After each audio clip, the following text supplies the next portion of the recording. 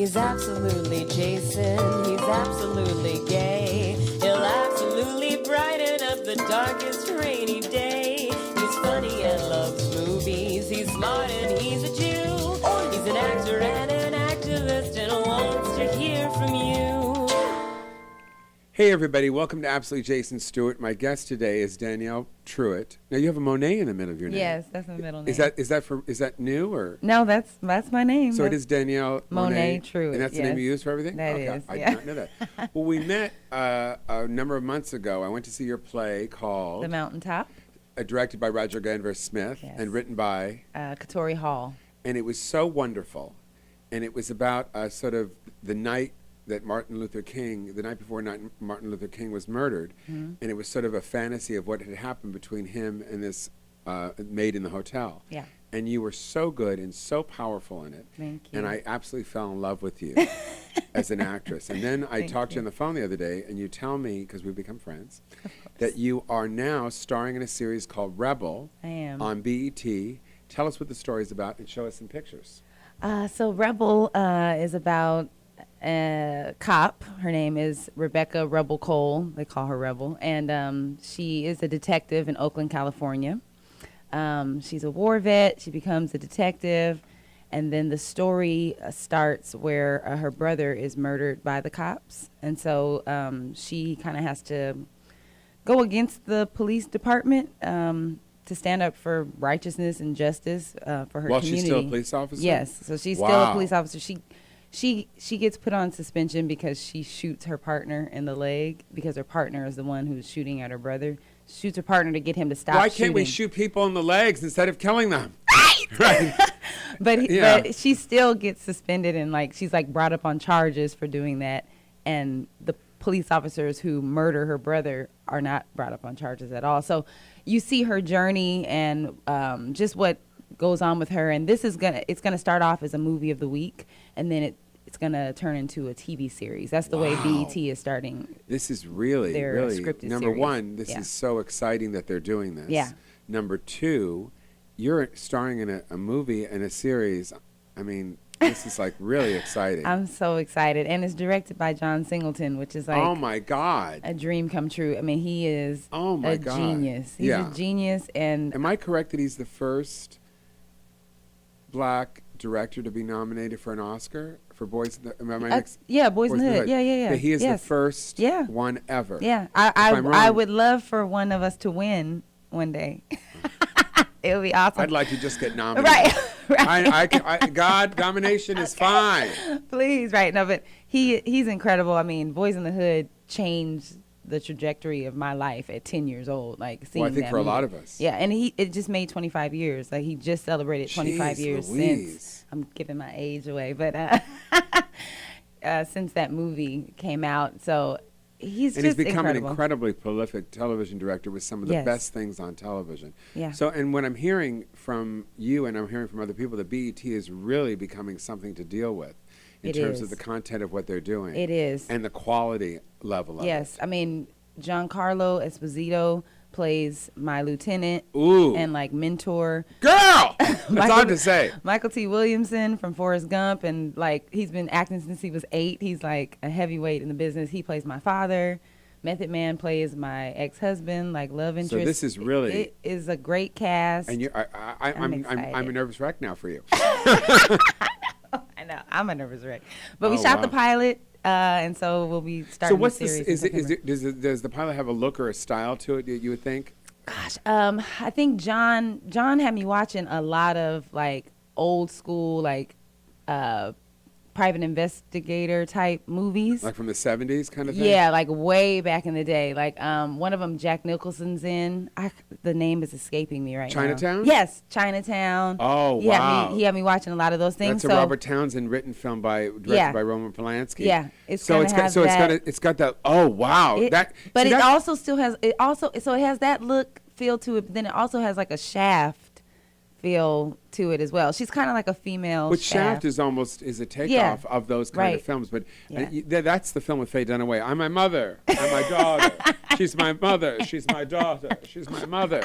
I mean, that's the one. Yeah, Yeah. yeah. And so you're going to look really groovy in it. I'm gonna look very groovy. I get to wear my natural hair, which I have. I really now. love that. I love it And when it's black women it's- wear their yes, own hair. it's definitely a celebration of our But beauty. isn't it? It's and- just enough trying to look like white women. I really, do I I'm sound done. controversial? No, when you don't. I'm should I not done be with saying it. that? No, I'm done with yeah. it. Like literally, I think 2 months before I got the audition for Rebel, I was like, I looked in the mirror and I was like, I'm taking this weave out of my hair and I'm not putting it back in. Like I'm gonna wear my hair, and I'm gonna go to commercial Not auditions. to diss the girls. No, of course, no. But I mean, the idea. It's the idea of beauty. Yeah. And what is beauty? Right. Why does beauty have to be always the same? Right. It can be beautiful in It's different always ways. going back yeah. to this sort of white, blonde. Yes. You know, this kind Yeah. of look. And that's what and that is what glam is. You know what I mean? Like that's what we've told ourselves. Like glamorous well, the is Kardashians, straight. the Hiltons, Yeah. all that stuff that Yeah. Yeah. and I'm sure they're nice people in real life, but their whole presentation, what they're doing to the society, Yeah. this Trump Yeah. kind of Kardashian Hilton lifestyle of Yeah. people that are rich that have nothing to do with the rest of us. Right. And it's and not nothing realistic. to do with giving back. Nothing. And it's not realistic, and it's superficial, and this character is the opposite of that. Like she's a real girl. Does she have children? No children, no. Single. So it's her brother. Her brother, yeah. She's at least 15 years older than her brother, so she's kind of like a mother. And their mother died when they were young. So, she's kind of like a mother figure to her brother, which is why it's even more devastating, when she loses him and, couldn't do anything to save him, So, but yeah, it's going to be a celebration. There's nobody on TV like Rebel. There's Is no there a serious character. lock to it, or is it all about the ratings? We're supposed to, we're supposed to go to series. I don't want to. But it is about the ratings. So please tell us, it's going to be in January of 2017? End of January or beginning of February. Oh, my poster just fell down. Poster fell. Beginning of February 2017. So yes, please watch. Everything's about ratings. That's what I these mean. So days. let's say I'm definitely going to. Please, and I think the other thing that I think is great about this for BET is I really feel like it's going to open them up to other races and other people watching it. I mean, our cast is so diverse. Like the people I named are black, but there's so many. Who else is in it? The girl who plays my best friend, she's a newbie. You wouldn't know her from anywhere. Her name is Angela Ko. She's a Asian woman. She plays my best And friend. when it goes to series, there could be a Jewish gay guy that There played a could. plantation owner in another movie that could You better maybe pitch yourself. that could maybe work in the police station as the Right. head of something. You can join my posse. It's gonna be awesome. My partner is played by Brandon Quinn, who some people might know. He's on The Fosters, I believe. Okay. Very handsome white fellow. He's awesome. It's very diverse. Let them know everybody doesn't have to be handsome. You're handsome. I'm not handsome. In your own way. In You are. In my own way. Got Thank all you. this beard going Like on. I'm I like Special it. Olympics. Okay. So this is really, really exciting. It's very exciting. Had they seen you in the play? After I tested for the show, John came out to see me in the mountaintop. But by that time, I had already. I mean, I didn't know, but I had already got the part. But he didn't tell me. But he came to see it, and I was like, "Oh my God!" But he loved the mountaintop and was very complimentary. And he's he's excited about working with me, which blows my mind because I'm a fan of his. Well, because what happened is he found somebody that he really digs for the part. So you fulfilled the dream of what he was looking for. Yeah, that's crazy. crazy. I think it's all sort of what is happening right now in the country, and that's Yeah. another reason we're here today, is to talk about this. So on July 31st, why don't we show the poster for that? John Singleton, you going to be moderating a panel. Why don't you tell? I'll let you tell about it. So the event is called More Than a Hashtag, and it's an event that I threw last year with a friend of mine, Amber Riley. She was on Glee. People might know her, but we've One been with friends. a really, really big voice. Beautiful voice, yes. We've been friends Big for a long voice. time.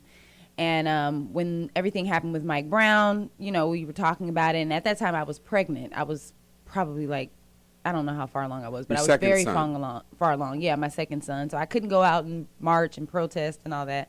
But I was like, after I have this baby, like I'm gonna do something to like speak to what's going on. So I thought of an event where entertainers and artists come together to speak to what's happening in our culture, the misuse of police force, Black lives, these hashtags that we're throwing around, every day. And also really being careful that we don't get the wrong people so riled up that police officers get hurt. Yes. And you have police officers in your family. Yeah, I have police officers in my Hillary family. Clinton spoke today. Yeah. Did you hear her speak? She I spoke didn't know. today, and she spoke about that.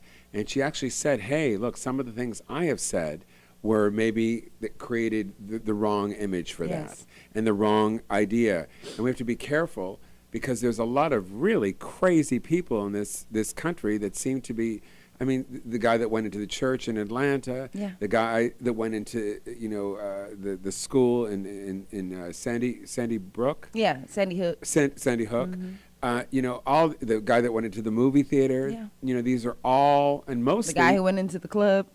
the club in Orlando. Mm-hmm. I mean, and they're mostly young men, I think between the ages of 18 and 30, that seem to be feeling disenfranchised. Yes, and this, I think, For whatever the reason is. part of the So we have event. to be really careful about what the words we use and how we use We do, them. and the Our other thing language. is the things that are happening in our world consistently that are not being dealt with and being pushed under the rug, and for a while everybody's excited about it, and then everybody moves on and starts talking about whatever the next thing is. These things are actually really affecting people, and people are not getting justice.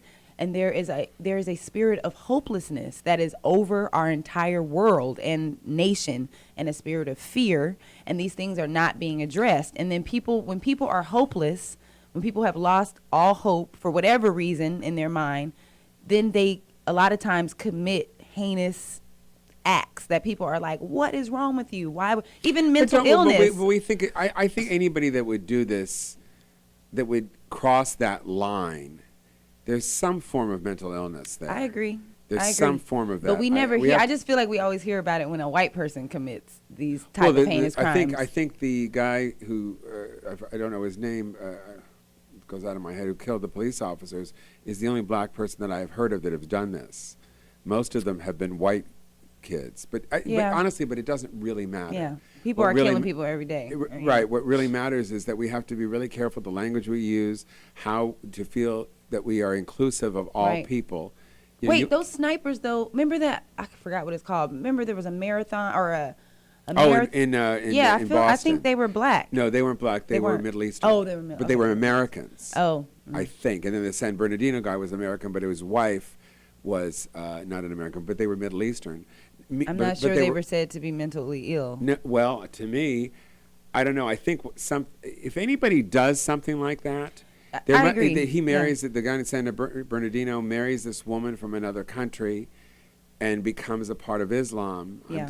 If I'm incorrect, please somebody feel free to email me. But becomes a part of this ISIS supposed group. Yeah. They're not even connected to ISIS. They just want to be Right. involved in whatever they're preaching. They want Right. to, it's almost like they've made these ISIS, their god, their movie star, their idols, their kings and queens, and I think we're living in a country where the young kids in the teens and 20s don't feel a part of anything, and they don't see that a gun can, with all the violence that happens, they don't see. I mean, when I watched that woman in the car, was in Minneapolis. With her, she seemed almost crazy. She was We're going to so come back. calm. We're going to take a break. We're going to come back and talk about that because it was real. And that's the one that something about that really hit me. We're here with Danielle Truitt, the star of the new TV film on Truitt. Truitt on the new TV film called Rebel, directed by John Singleton. We're going to take a break. We're going to be really back. I kept writing Pruitt for some reason. It's my wonderful dyslexia. We'll be back in just a second. Please stay with us and don't change that channel. Oh my God, we don't have a channel anymore. What happened?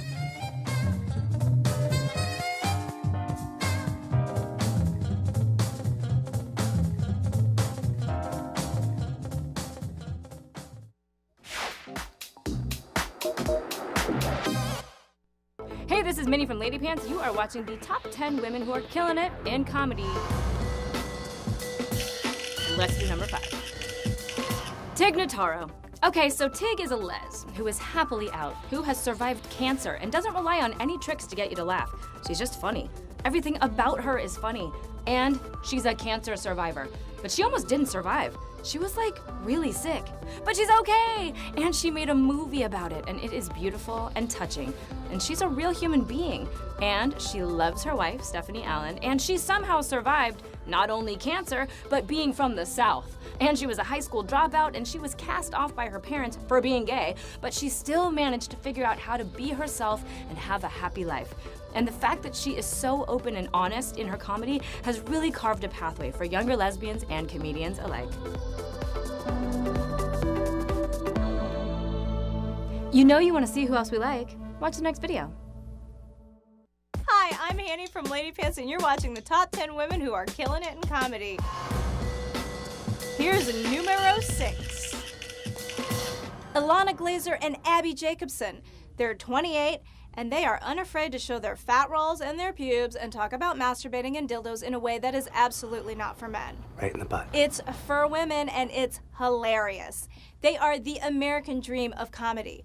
They flitted around UCB in New York, decided to make a web series. That web series became wildly popular, caught the attention of Amy Poehler and Comedy Central, and voila! They're now in the middle of their 3rd season executive producing, writing, and starring in Broad City, the best female buddy comedy to have graced the tiny silver screen. We predict movie deals and many more amazing things for them in the immediate future. Here comes number 7.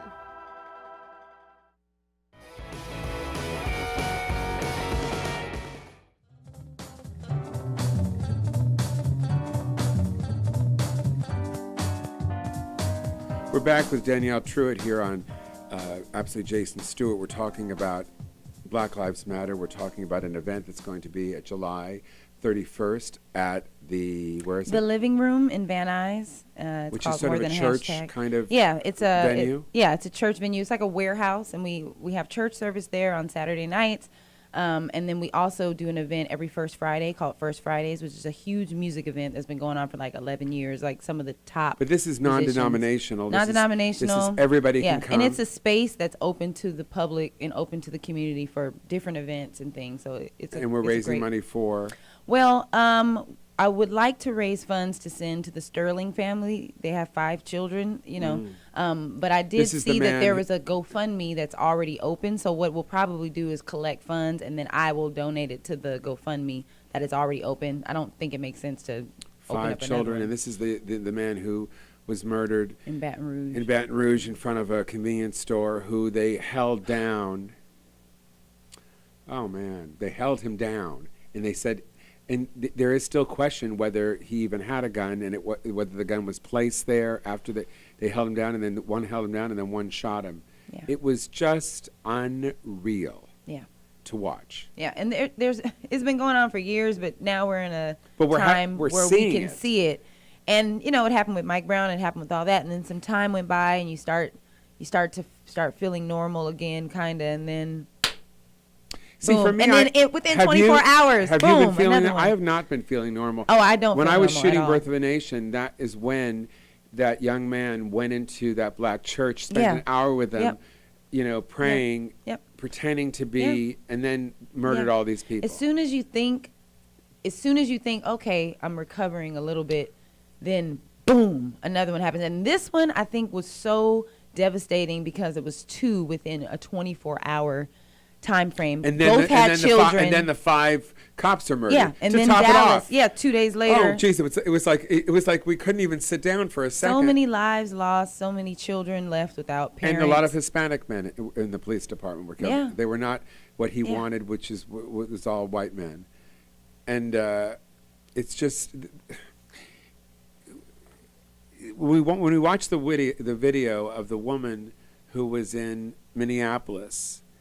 And I remember watching, you know, I talked about this on the phone. It was what made me want to have you on the show so bad, of course, because I want this. That's why we're doing a special episode today at noon. We usually shoot just at one, was the idea that this woman was in the car and it had looked like that her persona had just left her body. Yeah.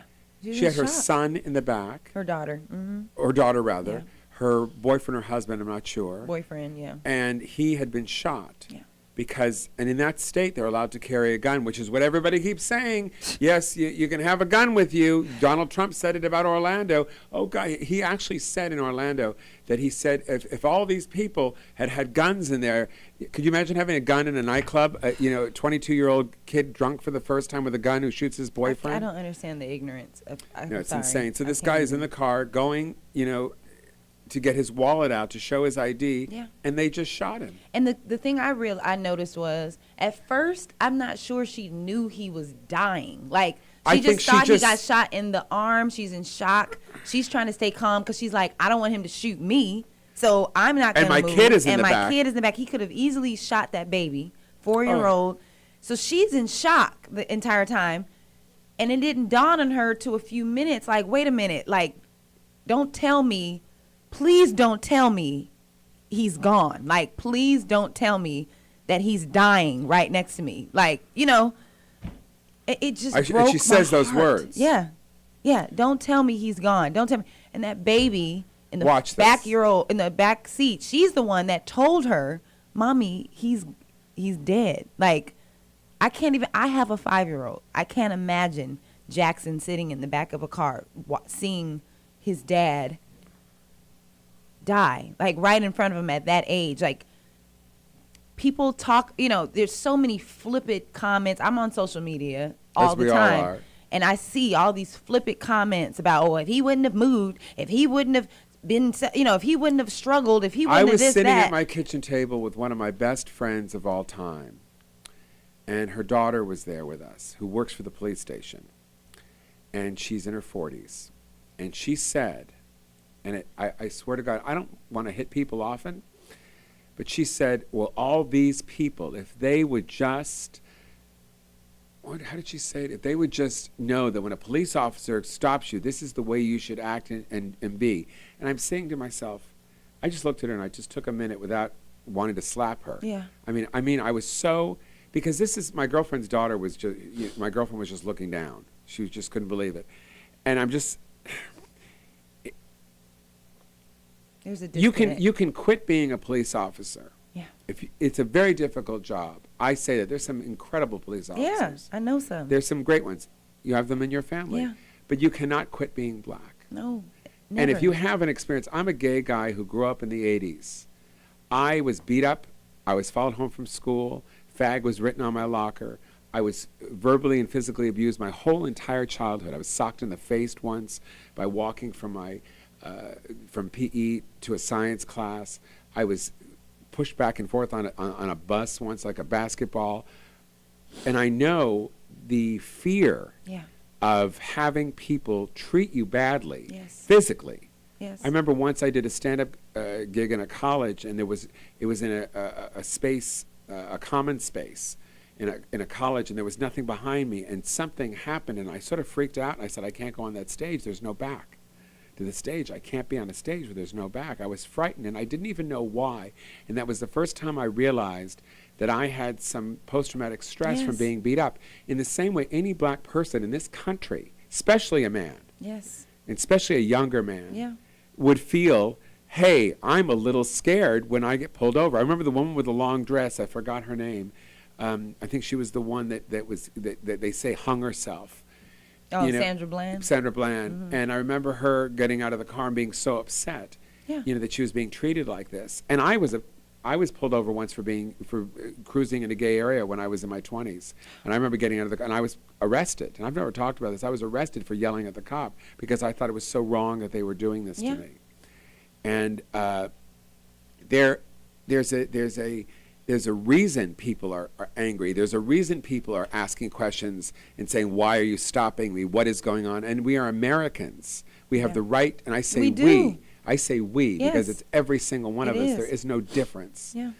And the difference is that black people are being treated different, and people are being targeted, and there's brown something people in also, our society and people of color. that tells, there's something in our society that's telling people in the police force and in general, walk down the street, I get into an elevator with a elderly white woman.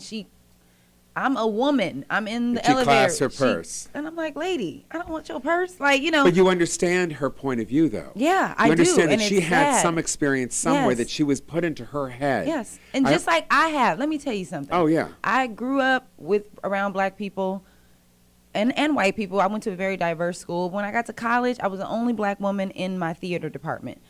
And it was hard being the only black woman in the theater department. I was discriminated against. I almost failed my directing class because we were supposed to be in a scene and also direct a scene, and people were supposed to cast you in a scene. Nobody cast me in a scene because all the characters in their scenes were white. And so they couldn't see past that and say, oh, Danielle's an actor. I'm going to cast. I cast all the people in my class were white. I chose an August Wilson scene from the piano lesson, and I cast 2 white people because I said, I got to do y'all stuff all the time. Y'all going to do my stuff. So I cast 2 white actors in it. You picked one of the hardest plays to do. I did. He's almost like Shakespeare. I did it on purpose. Yeah. I was like, yes. And they loved it. We had a great time. I was not cast in anybody's scene. So there's all this murmuring or talking or whatever in the green room. And one of my friends, white girl, her name was Penny. I loved her. She came to me. She said, Danielle, I just want to talk to you. She's like, some people are talking about you in the green room. They're saying you're going to fail directing. And I'm like, excuse me?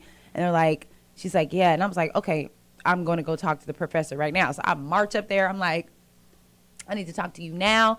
Why are there people in the green room saying I'm failing directing? Like, I know you have not been talking to them about my grade. Like, and she's like, what? No, I haven't. And I was like, they're saying I'm failing directing. Why would they be saying that? And she's like, oh, it's because you're not in a scene. And I was like, well, I'm not in a scene because I wasn't cast in a scene.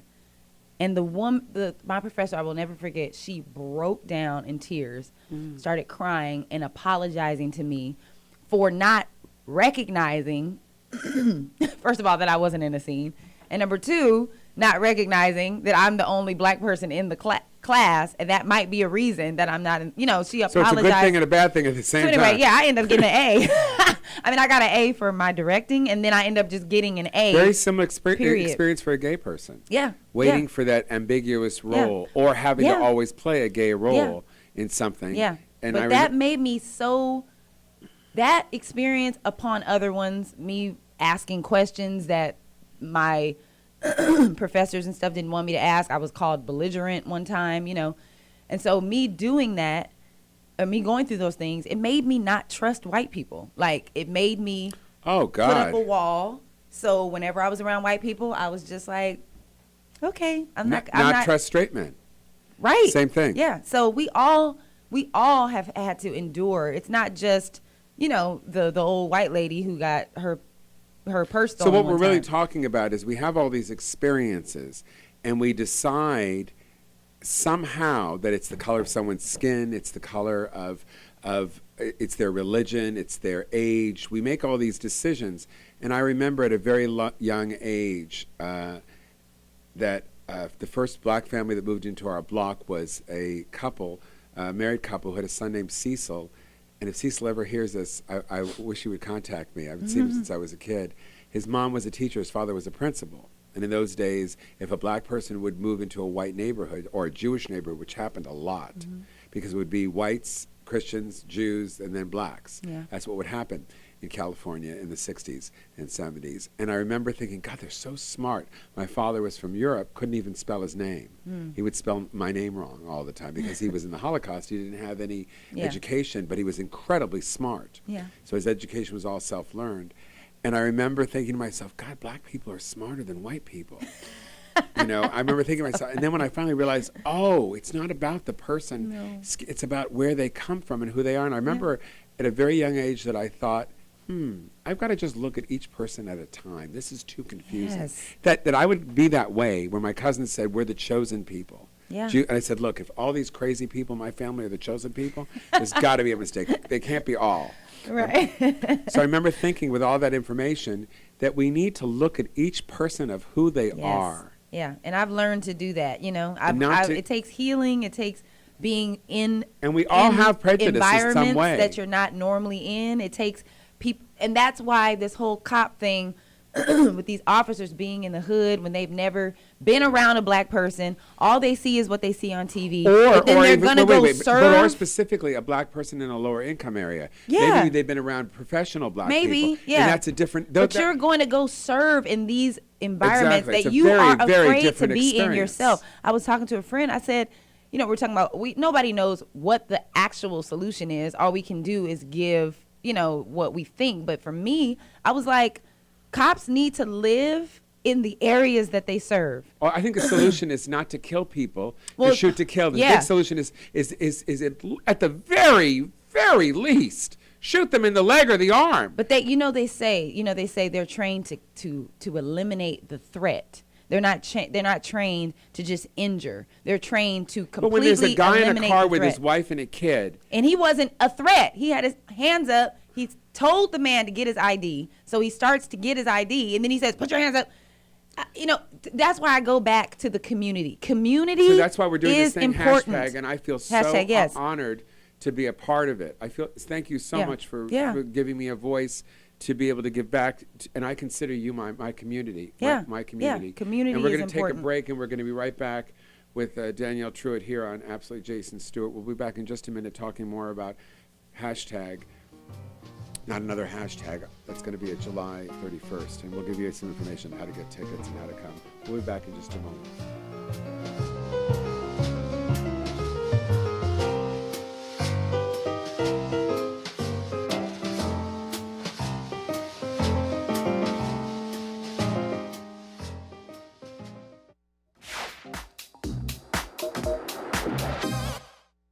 Hey, I'm Dee Dee from Lady Pants, and you're watching the 10 women who are killing it in comedy. Here's number 7. Shonda Rhimes. Now, technically she's not in comedy, but she needs to be on this list simply due to her baller status. Her freaking production company is called Shondaland. Why? Because she runs this shit. Want a hit? Call Shonda. She's got 3 on TV right now, and the second show she ever tried to make in her whole life was Grey's Anatomy, which has been airing to a steadily massive viewership for 16 years. She revamped and repurposed the camp of soap operas and added quirky music to build the uniquely unmistakable brand of the female emotion-driven storylines that have become synonymous with Grey's. Come for the muscles, stay for the heart-wrenching dying people. Her other shows are supposed to be good too, but we haven't seen them, so we'll have to take literally everyone's word for it. Want to see number 8? Hi, I'm Handy from Lady Pants, and you're watching the top 10 women who are killing it in comedy. Here's number 8. Amy Schumer. She's the first Amy that comes up when you Google Amy. Whether that's because we have stalked her so many times Google has learned she's what we want or not, we don't care. She executive produces and stars in her own sketch show, probably writes about 50% of the sketches herself, and writes and performs a shit ton of stand-up comedy at any given moment. She's self-deprecating, but also confident. She's a baller, but not inflated yet. So who cares that she uses her sexuality as a primary source of her comedy? She's killing it, and we love it.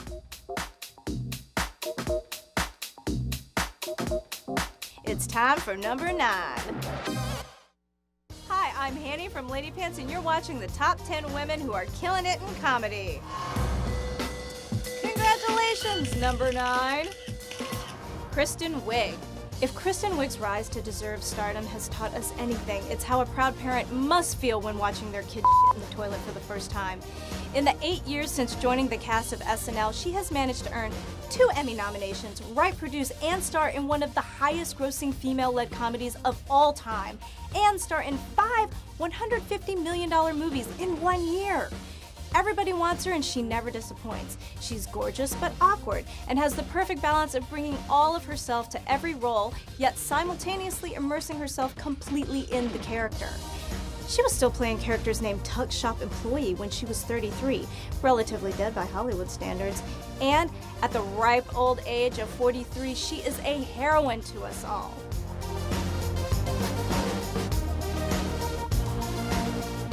Only a few more to go. Keep watching.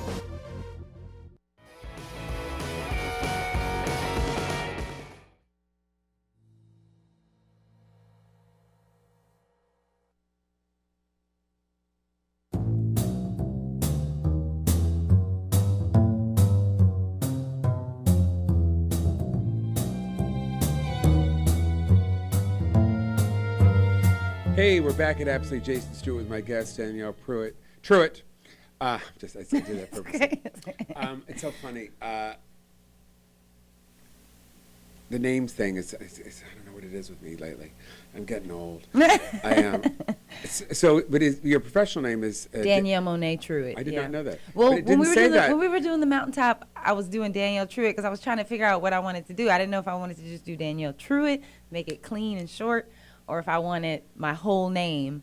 But I was going back and forth thinking about it, and my aunt, who I loved very much, she passed away when she was like in her 40s, and she was a singer and a performer, and her name was Ramona. And Monet is a derivative of the name Ramona. So I was like, oh, I'm keeping my Monet. I'm taking her with me, like, on this journey, you know. Well, that's sweet. Yeah, so I put my Monet back in. That's very sweet. So tell us where exactly this is, how people can come to the event on the 31st of July, and how we can get tickets and all that kind of stuff. So the event is called More Than a Hashtag. It's at the Living Room in Van Nuys. The address is 7647 It's right up there on the screen. Havenhurst Avenue. And it's 6 p.m. It's at 6 p.m. and it's going to be dope. There's going to be some really awesome artists. One of the artists is Kariga Bailey. He's from Oakland. He's an educator. He's a poet and like a hip hop artist. He's incredible. He's going to be there. There's going to be a singer. Her name is Thomasina Abet. She's phenomenal. A violinist, an urban violinist. Her name is Leela Hood. And then another musical artist named Major. Are they going to perform? They're going to perform, and I'm actually going to do a piece as well from a one-woman show that I did called Neat, and it's gonna be in the vein of the whole Black Lives Matter thing. The talk show part going to be first, the speaking? So what I think I'm going to do is intertwine them. So depending on what the performance is, the performance will talk about whatever a certain thing, and then that will be the discussion that we talk about after we see a performance. Then we'll discuss a little bit. It'll be John Singleton. It'll be John Singleton, Michael T. Williamson, Jason, Birth of a Nation, Stuart. I'm talking to a professor. His name is James Thomas from Northridge. He's an activist, a professor. I'm going to talk to him today, hopefully, and so hopefully he'll be on the panel. And I'm trying to get a couple more people. Hopefully somebody from Black Lives Matter will actually come out. I think it's important to have them there because there's a whole bunch of like crap going on about that movement. And I've heard also that a lot of the people in Black Lives Matter that were on, I guess, the board or the beginnings of it were lesbian women. Yes. So it's very gay inclusive. It's very white people inclusive. Yeah. It's very people inclusive. Yeah. It is, and it's for everybody. I was out there marching the other night. I went to a Black Lives Matter meeting because I want to be a part of it, and there was like 1,000 people or more there, so they couldn't have the meeting. So we marched, and it was incredible. There were so many different ethnicities, nationalities, like everybody together, all screaming Black Lives Matter. People keep saying all lives matter, but the problem is what we're doing first is we're putting the attention on young, specifically, I think, black men, more so than anything. And it's not saying that one doesn't preclude the other, but it's saying, hey, we're shining a light on this, which will hopefully push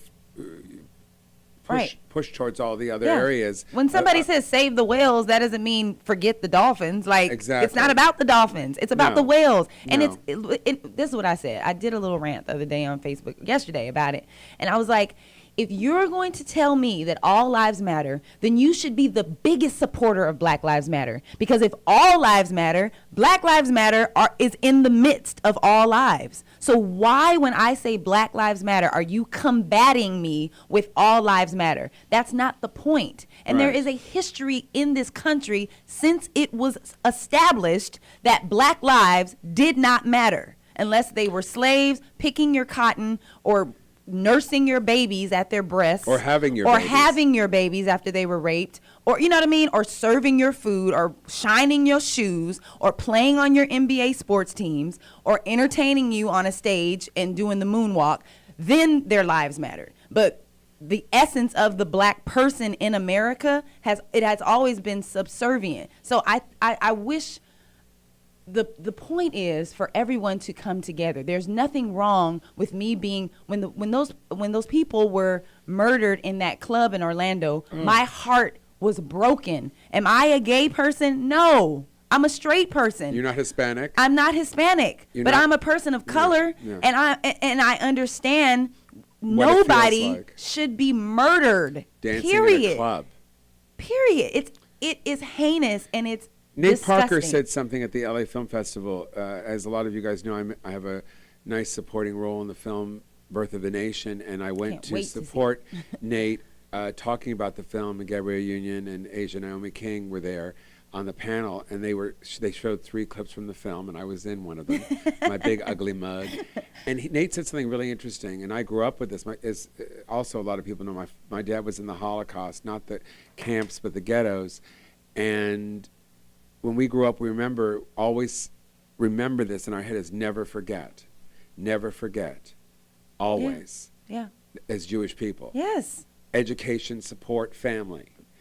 The gay community, when AIDS came around, it was silence equals death, Yes. which meant stand up for who you were. Yeah. And in the black community, and I have heard this from other black people, from white people, from anyone, get over it. It was Yes. 200 years That's what ago, they it's tell us. over. Get over it. And I think that the idea that we've never let black people, and I don't say African American, I say black because it's more inclusive. Yeah. There's more than just African people. It's Jamaican people. Yeah. It's people of Haitian, Haitian, all Dominican, everybody, yeah. Dominican, all these people, and certainly Hispanics, in a lot of ways included in the discussion. They'd say, get over it. Not giving these group don't of get a time people to heal, to grieve, to nothing. grieve, to mourn, to feel the pain, and also I believe that it goes through you. And being a child of a person that was in the Holocaust, I know what it's like to live with people that have post-traumatic stress. Yes. And I believe that that we are our parents. Yes. You know, we are parts of our parents, our grandparents. Our history is in us. It's in our Yes. DNA. And I think we have to give people the time to grieve and to feel respected. And then there's the people that are like, oh, why are they worried about the cops killing him? They're killing each other. And that that right there, like, first of all, there's a such thing as white on white crime. Sure. There's a such thing Yeah. as Hispanic on Hispanic crime, Asian on Asian crime. When you live in a community with the same type of people, we tend to murder each other. There's Especially people if there's on no people. money and there's no Yes. jobs and there's no There's food. people on people time. And there's no hope crime. and there's no but food. let me tell you something. If somebody was drowning you in a pool, if they're holding your head in the water and drowning you, what would you do? Would you just lay there calm and do nothing? Or would you be trying to fight for your life? Would you be trying to grab anything you could to try to not drown in that pool? That's what people are doing. And yes, it might come out in the wrong ways. It might come out as aggression and anger and attitude. But these people, we are drowning. Like, people that are in lower income communities, I don't live in the hood per se, but I'm struggling. Like, we're all struggling in this life in general. You know what I mean? Cohesively in a group. I'm yes. not on welfare, but there But I are think we times are- that I probably should have gotten that line and got some food stamps because this comes to who's running for president, and this comes to, just because Obama is president doesn't mean everything is done. And people try to say that. Oh, well, Obama's president. You guys got. I think a it black caused president. a lot of people. I've never seen such racism, such presidential disrespect. Yes. To a senator putting her finger up to him. Yeah. To people calling People up you're calling him a Obama, a liar. calling him Obama, or calling him Barack. Yes. Not even. They don't have the decency No, to call him president. The respect that has the divisiveness has been. The only president close to this was Clinton when he was in office. Yeah, and that which was is after he. Anyway, that, you know what I mean? What he did. Yeah, but still, the blatant disrespect shows that the country, the minute a couple steps are taken up, they just do not want people of color in a powerful position. In the same way that I have felt as a gay man, they don't want us in a powerful position. And it's like, oh, and shut up, we sometimes gave it you does. something, shut up. Sometimes it comes from other gay men. Yeah, and it comes from the black people. Yes. That's I have somebody in my family that I cannot engage with on social media because I actually love them and I want to continue to love them and to be at peace with them. So I do not engage with them. I have people in my family that don't feel like they should be giving back. You know, Jack Lemmon said something that Kevin Spacey talks about a lot. He says it's the elevator. Mm-hmm. So as you're going up and down in the elevator, help someone on, take someone onto the elevator and bring them up with you. Yeah. And Kevin Spacey does this all the time. And I think that's what's important, and that's what this event is Yeah. hopefully about. It is. Is taking everybody up in the elevator and saying, hey, taking you by the hand. Yeah, and people need to heal. People need to be heard. People, all of this is important. And sometimes people are like, oh, well, what is going on a march going to do? That's not going to change anything. Oh, what is having an event going to do? Oh, what is blocking the freeway going to do? Oh, what, people make all these statements about, oh, it's not going to solve anything. It's like, well, yes, it will. It will. Well, they said in the Senate that when all the Democrats took one day and sat down and had a sit-in, they said it's not going to matter. And then a couple weeks later, we're talking about gun legislation. So something did matters. happen. It does matter. Every piece that we chip off, every piece that we chip off, every piece of linoleum that we pull off the wall. But people, we live in a country now that's so quick. Fast food, microwaves, everything happens. Touch of a button, you can download something. You don't have to wait for anything. You don't have to struggle. You don't have to sacrifice. You don't have to make yourself make your life inconvenienced to get things nowadays. So we want quick solutions. There is no quick solution. So I say, come to, it's not just a hashtag. Come to the, did I say it right? More than a hashtag. More than a hashtag. Come to the event. Learn something, become educated first. Become educated and open up your mind. Yeah. Open up your mind that it's not about what the color of your skin, with the religion, your sexual preference, your orientation, wherever you are. And this, even though it isn't a church, it's not a church event. No. It's a unity event. Yeah, it is. Of people deciding to come together, and find solutions, or just even if it's a moment in time that people say, I had this experience that made me feel uplifted and changed the way I'm going to walk in life. Yes. I think that's important. Yeah. I mean, just the fact that it's no mistake that you're doing Rebel. I know. Do you know what I mean? It's no mistake that that's what you're doing. It's no mistake that I'm in Birth of a Nation. No. And then I was in Tangerine about transgender girls trying to make a day. Or doing the mountaintop. Or this stuff is important to me. And so it comes to you, the kind of things in your life I'm that mean something. passionate about it. And I did more than a hashtag last year before I even knew anything about Rebel. I believe God has given me a passion for this, and he's just leading me in the way that I should go, so I'm taking on the mantle to do what I can do. So where do folks go to get tickets and stuff? So there's no tickets. It's free. It's totally free. Free to okay. the public. Now, the space is not the biggest space, so you need to get there on time. It starts at 6, so you should probably come at 5:30, just to make sure, because I did a Facebook invite, and there's already a great amount of people who are saying they're going to attend. Okay. So come. And for everybody who comes, they're going to bring somebody with them. Bring somebody. You can't get in unless you bring somebody with you. You can't come by yourself.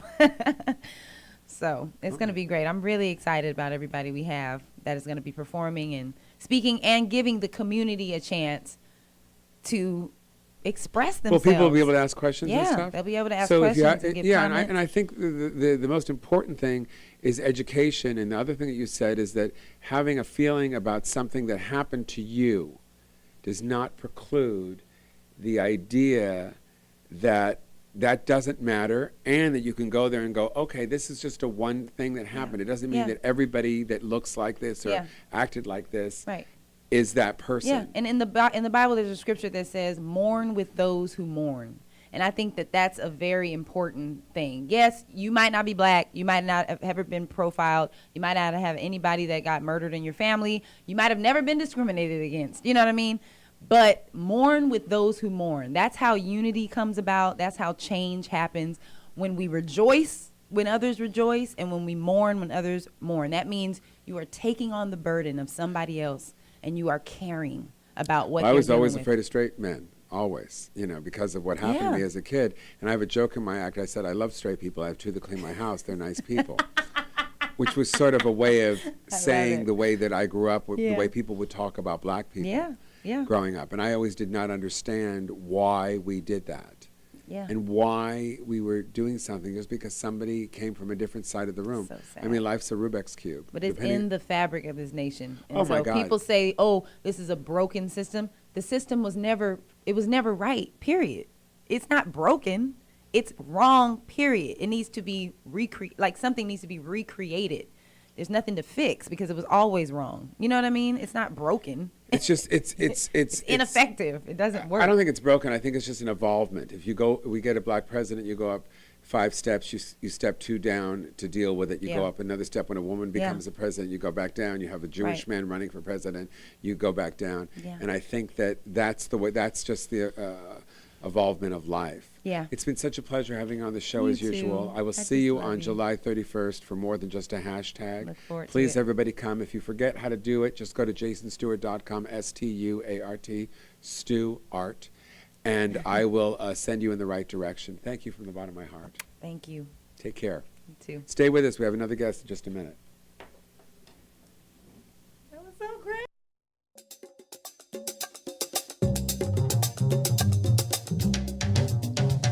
He's absolutely Jason, he's absolutely gay. He'll absolutely brighten up the darkest rainy day. He's funny and loves movies, he's smart and he's a Jew.